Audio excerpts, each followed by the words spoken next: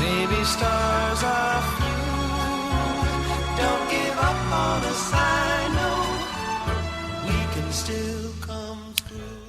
Linda Brown's our guest. www.heyboomers.com is her website. Her book will be out this coming April, Exonation. It's entitled In Secret Diffusion, The Upper Realm Answers Questions About Earth. It'll be available at Amazon.com. All right, let me see if I've got this correct, Linda.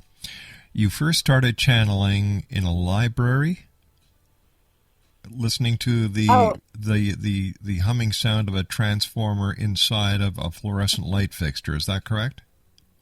Well, that's when I first thought about it, or first noticed it. It was really over a period of a long time, but I became aware that there was a voice in this sound, and so it was kind of a high vibration that was trying to get my attention. Okay, and then you identified the voice who was trying to communicate with you as being the Holy Spirit. Yes, eventually. Okay. Yes.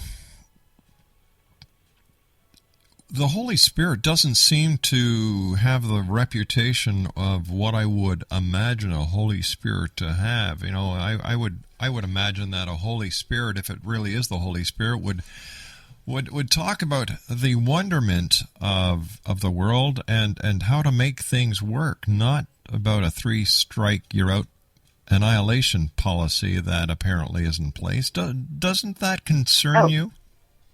No, you should read the whole book, because, yes, it's throughout the book, a lot of wonderful wonderment and positive things. I was scrambling around to try to find some zingers, and that was a big zinger. It's probably too big a zinger to really throw out without much background. And you also believe that there are a group of incarnate souls that orbit the Earth called the Green Goblins, and that there's a connection between my name for it. There's a connection between the Green Goblins and schizophrenics.